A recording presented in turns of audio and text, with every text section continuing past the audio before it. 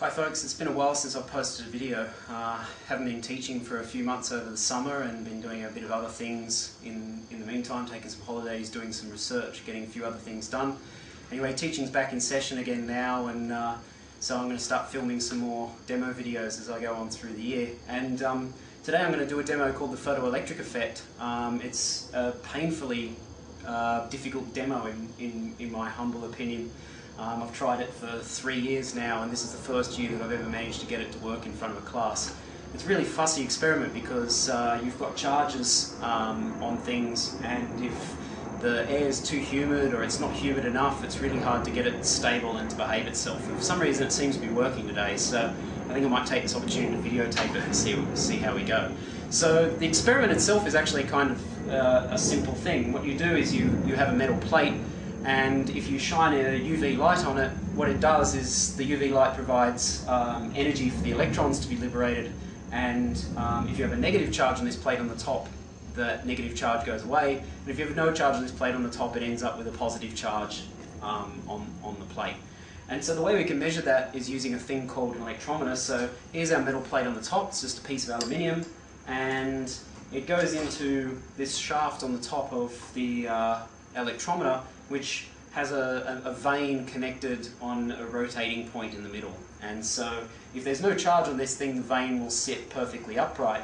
If you put charge on this plate, because it's all made of metal, the charge will distribute evenly over the entire structure, and it will, because like charges want to repel, they will push the vane outwards, okay? And it will sit at a position where there's a balance between the gravitational force, which tries to make this vane sit back upright again, and the repulsion between the charges, which tries to push it away, okay? And so if you have a lot of charge on this thing, you end up with the vane sticking outwards, and as you go back to having no charge on this thing, the vane comes and sits upright, okay? So basically it's a very simple way of measuring charge. The problem that you have with it is it doesn't tell you the difference between plus and minus, right? It sees them both as the same.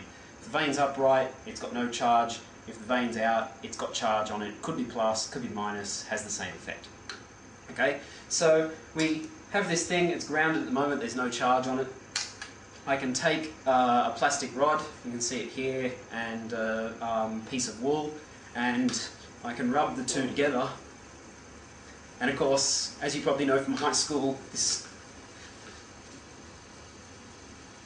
transfers a whole pile of negative charge onto the plastic rod, and I can now, if I touch that plastic rod to the metal on the top, I can transfer that negative charge onto the electrometer.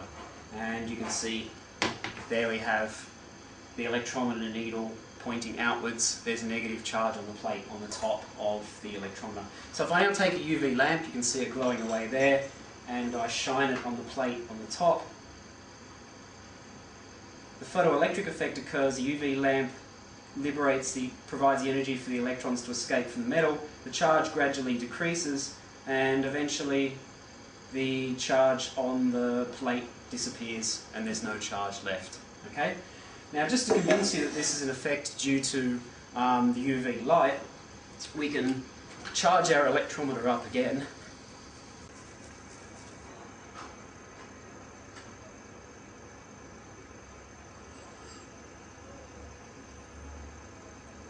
We can charge our electrometer up again. You can see there it's got a decent amount of charge on it now, just let it stabilise a little bit.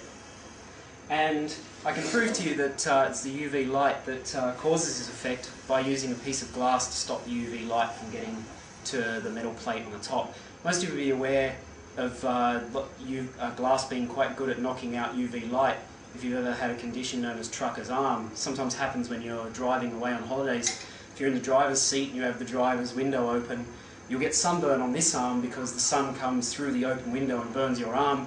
You won't get sunburn on this arm because the sunlight that comes through the windscreen has the UV taken out of it by the glass, and so you're just getting UV, sunlight minus the UV on one arm and sunlight with UV on the other arm. You end up with trucker's arm, which is sunburn on one arm and not on the other. So you can see we've now got the electrometer, it's stable, there's some amount of charge on there, and if I hold the glass plate in between it and the light,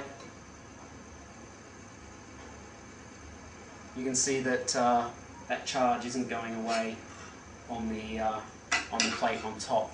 If I then take the UV lamp and shine it on there,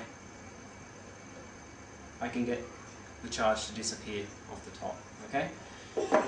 So just one last piece, just to convince you that this experiment works only for negative charge and not positive charge. I can positively charge the plate on the top. So if I charge up my rod again, and this time instead of touching it to the plate on the top, what I'll do is I'll bring it kind of close, and now the negative charge on this on the plastic rod will track the positive charges on the plate to this side. The negative charges will repel to this side, and so if I bring this rod nice and close without touching, and then I touch this side, I pull all the negative charges off the plate on top, and then when I take the rod away, I end up with the electrometer now being charged again, but this time with a positive charge on it, okay?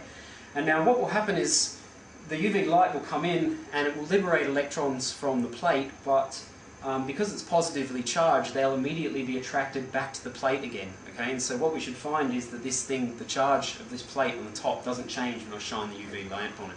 And so if I bring the UV lamp nearby, you can see that nothing much really happens. Charge is staying on the plate and it's not really going away. Okay.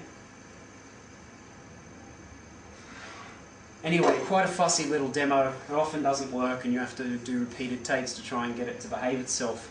And the entire problem is because you've got charges on a plate with a whole pile of air and moisture around, and those charges are wanting to jump off and onto the moisture in the air and so forth. It's really hard to keep all the charges marshalled into one place, kind of the same way as keeping a whole bunch of 5-year-olds in one place. And so often a better way to do this experiment is actually to have two plates and put them inside a glass chamber and evacuate that glass chamber. Then you don't have to worry about air and water anymore. And what you can do is you can take these two plates and you can connect them into an electrical circuit with a battery in the bottom of it and an ammeter. Okay? And so when you shine UV light on one of the plates, the electrons will come off that plate and some of them will bump into the other plate, and then you can pass them around the circuit and you can count how many electrons come off when you shine the UV light on by measuring the current that flows around that circuit. Right? It's just a parallel plate capacitor in a circuit. And what you can do with the battery in the circuit is you can charge the plates up. And so what you can do is put a negative charge on this plate and a positive charge on this plate. When you shine the light on it, the electrons will come out and they'll go, well, I don't want to go over there, it's negative, so they'll turn around and come back. And what you'll find is that the current that flows around here when you shine the UV light on with the battery turned off, you can stop that current by putting charge on the plates and making the electrons turn around in the top. Okay, and so it's a much better way to do the experiment actually. Kind of behaves itself, it's not so fussy with the weather and so forth.